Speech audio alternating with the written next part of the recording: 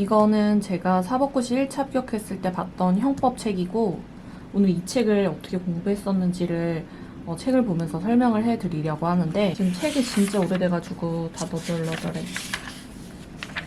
2006년도에 나왔던 책이고, 제가 2006년도에 나왔던 책을 2007년부터 본격적으로 공부를 하면서 보기 시작했던 것 같아요. 처음 형법 공부 시작할 때 봤던 책이다 보니까 개념이 진짜 이해가 안 돼서 강의를 들으면서 노트 필기했던 거를 여기다 이렇게 딱 붙여놨어요. 왜냐면 오답 노트는 절대 안 만들겠다고 생각을 했었고, 무조건 이 책 하나로 모든 걸 다 끝내겠다고 생각을 하면서 첫 공부를 시작했기 때문에 기초 개념 같은 것도 여기다가 붙여놨었고, 이해가 잘 되거나 필요 없다고 생각하면은 그냥 중간에 떼버렸어요. 그래서 이렇게 뗄 수 있게 테이프로 붙여놨었는데, 안 뗀 거 보니까 이거 끝까지 굉장히 도움이 많이 됐던 필기인 것 같고, 책 정리할 때 중요하다고 생각하는 게 첫 번째가 단거나, 두 번째가 밑줄 치는 거, 세 번째가 키워드인데, 오늘 그 이야기를 계속 짧게 한번 해볼게요. 이거 처음 공부할 때다 보니까 여기 사회윤리적 행위가치의 보호라는 한자가 돼 있는데, 이런 한자도 제가 익숙하지가 않아서 이렇게 다 한글로 써놨어요. 책 읽기가 너무 힘들어가지고. 처음에 공부할 때는 연필로 밑줄을 그었어요. 왜냐면 내가 정확히 잘 모르니까 뭐가 중요한지.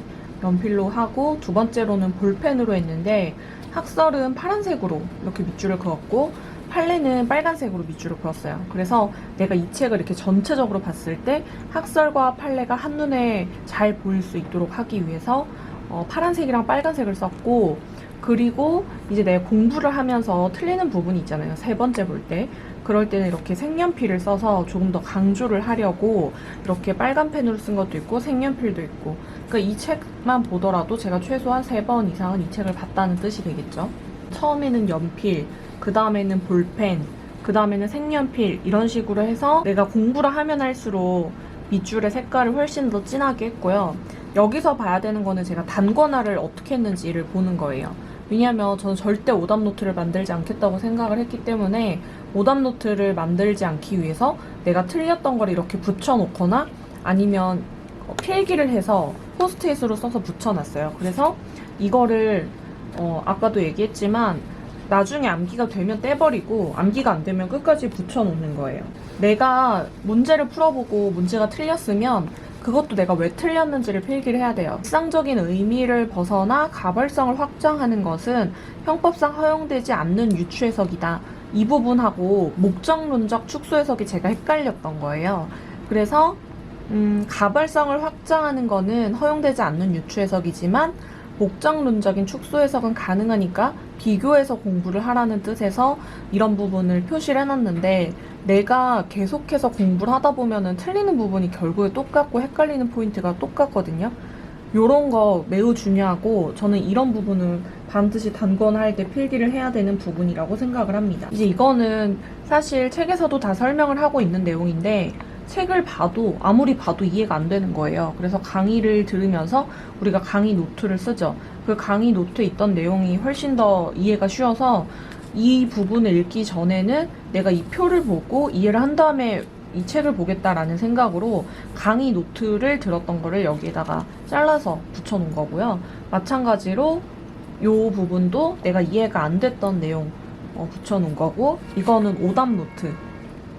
그 문제 풀면서 틀렸던 부분을 다시 이렇게 필기를 해놓은 거고, 내가 틀렸던 포인트, 왜 틀렸는지 이런 이유들도 같이 써놨던 내용입니다. 이것도 이제 제가 강의를 들을 때 강사님이 설명을 해줬던 거를 오답 노트로 따로 만들지 않고 이거를 잘라가지고 책에다 붙인 건데, 이게 형법 총론의 최종 정리라고 해서 우리가 형법 총론을 공부할 때 이것만 알면 된다, 최소한. 그래서 내가 여기까지 공부를 했으면 구성요건 위법성 책임과 관련된 기본적인 내용 요만큼은 내가 암기를 하고 있는지 확인을 하려고 딱 이 포인트에서 한번 확인하고 넘어가자는 생각에서 이 목차를 쭈루룩 정리를 한 거를 제가 붙여놨던 거예요. 가장 큰 틀을 그려놓은 건데, 이걸 보면서 내가 이런 부분들이 암기가 되어 있는지를 확인을 하고, 암기된 거 체크하고, 그리고 내가 지금 어떤 부분을 공부하고 있는지를 확인을 해야 되기 때문에 내가 지금 나무만 보는 공부가 아니라 숲을 보기 위한 공부를 하기 위해서 이런 부분을 붙여놨던 겁니다. 그러니까 이게 결국에는 다 단권화하고 관련된 내용인데 여기저기에 분포가 되어 있는 거를 이 책 하나에 계속해서 모아두려고 노력을 했던 흔적들이에요. 이것도 그렇고 이것도 그렇고 지금 여기에 이렇게 필기해 놓은 것들도 다 내가 이 부분이 헷갈려, 내가 이 부분이 몰라 하는 부분들을 굉장히 열심히 필기를 해놨던 거라고 생각을 하면 될 것 같아요. 이런 것도 되게 도움이 되는데 이거는 뭐냐면 제가 부진정 부작위 범위라는 거를 이렇게 배웠을 때인데 학설이 잘 이해가 안 되는 거예요. 그래서 강사님이 강의를 들을 때 이 학설을 이해해주기 위해서 예시를 들어서 이렇게 학설 설명을 해줬었거든요. 그래서 제가 이 내용을 기억하면 학설 이해가 잘 돼서 이걸 보고 암기를 하면 되겠다 생각해서 붙여놨던 거고, 제가 이렇게 책을 필기를 하면서 항상 키워드 위주로 공부를 해야 된다라고 이야기를 했었는데 여기에서 제가 빨간색으로 색연필로 칠해놨던 거는 제가 키워드라고 생각을 했던 부분을 빨간색 색연필로 이렇게 밑줄을 그어놓은 거예요. 불능범의 경우는 형을 감경 또는 면제할 수 있다. 이 부분을 계속 틀리기도 하고 시험에 계속 나오니까 이 부분이 키워드라고 생각을 해서 이 부분을 빨간색으로 해놨던 건데, 사실 키워드를 어떻게 뽑아야 되는지를 몰라서 키워드로 암기하지 않고 그냥 두 문자만 형식적으로 따서 암기를 하려고 하는 분들이 많더라고요. 근데 그렇게 하면 안 되고 키워드 위주로 외워야 된다. 그럼 키워드는 어떻게 뽑아야 되냐? 지금 제가 여기 이렇게 필기해 놓은 것처럼 내가 시험을 쳤을 때 계속 틀리는 부분이라고 하면 내가 헷갈려서 그런 걸 수도 있고 시험에 많이 나오는 부분이어서 그럴 수도 있어요. 그런 부분은 키워드라고 할 수 있기 때문에 이렇게 빨간색으로 칠을 해놓고 다시 한번 보려고 하는 그런 노력이 필요한 것이고, 그리고 여기 같은 경우에도 제가 판례 공부를 하면서 형법은 장애미수와 불능미수를 구별하여 처벌하고 있다. 이 부분이 키워드라고 생각을 해서 이렇게 빨간색으로 칠해놨던 거거든요. 이게 키워드라는 걸 어떻게 아냐? 이거는 내가 결국에는 기출문제를 많이 풀어보는 수밖에 없다고 생각을 해요. 그리고 저는 두 문자를 쓰긴 했는데 두 문자에 그렇게 목숨을 걸거나 많은 부분에 두 문자를 쓰진 않았고, 정말 암기가 안 되거나 아니면 두 문자가 정말 여기서는 신박하다 이 정도 느낌이 올 때만 두 문자로 암기를 했는데, 여기 보면 제가 두 문자로 암기했던 게 나와요. 불능미수는 대상과 수단의 착오라는 게 키워드거든요. 그래서 불능미수 같은 경우에는 대상과 수단의 착오다 해서 대수롭지 않아 이렇게 암기를 하면서 이런 경우 정도만 두 문자를 따서 암기를 했던 것 같아요. 제가 항상 얘기하는 게 암기가 되지 않을 때는 그림을 그리면서 암기를 하면은 암기가 잘 되고 이해가 잘 된다는 이야기를 했죠. 그래서 지금 이런 경우 뭐 단절적 인과관계, 추월적인 인과관계, 비유형적 인과관계라는 세 가지를 제가 구별해서 암기를 해야 됐었는데 이 부분이 헷갈리고 잘 이해가 안 돼서 제가 이렇게 그림으로 사례를 만들어서 암기를 하려고 포스트잇으로 만들어서 붙여놨던 것이고요. 여기를 보면은 제가 형법 제17조 공부를 하면서 인과관계의 결여 같은 경우에 발생된 결과에 대해서 벌하지 않는다고 규정을 하고 있는데 이게 어떤 내용인지 잘 이해가 안 되는 거예요.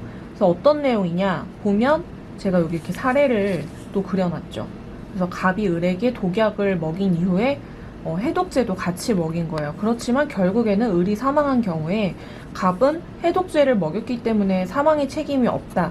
이게 인과관계의 결여 케이스거든요. 그래서 인과관계가 결여된 경우는 벌하지 않는다는 거를 형법 17조에서 규정하고 있다. 딱 이렇게 이해가 쉽도록.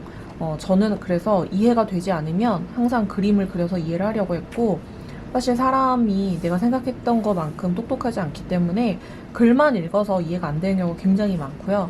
글만 읽어서 이해가 안 될 때는 이렇게 그림을 그려서 이해를 할 경우에는 내가 생각했던 것보다 암기나 이해가 훨씬 쉬워지는 경우가 굉장히 많기 때문에 이해가 안 될 때 포기하지 말고 이런 방법을 이용하시면 좋은 것 같아요.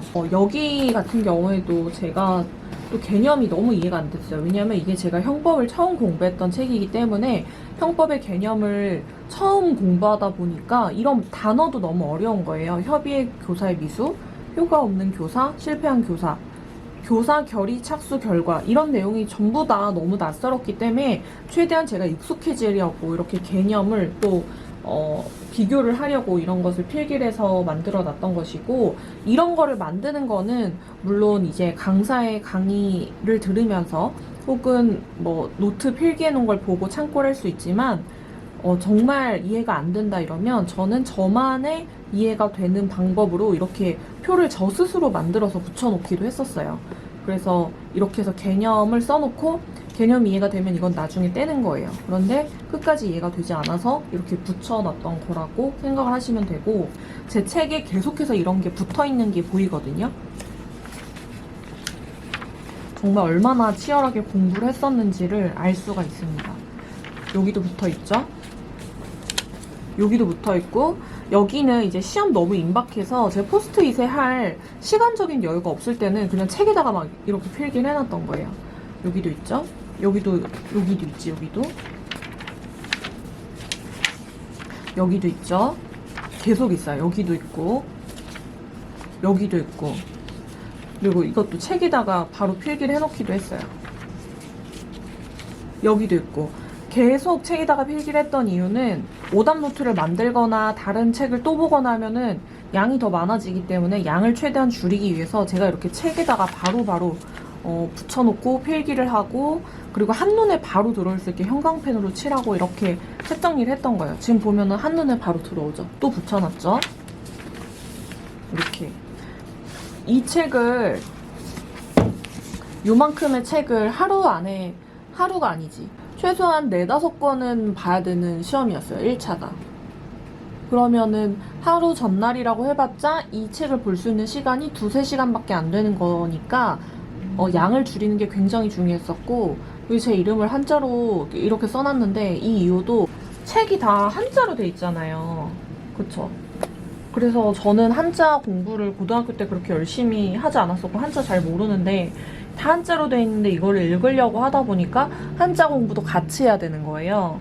그래서 한자에 좀 익숙해지려고 제 이름도 일부러 한자로 쓰고 좀 그렇게 공부를 하려고 했던 시절의 책이고, 사실 이거 2006년도 책이니까 지금 본 지 한 15년 전 책이잖아요. 지금 보면 기억 다 나요.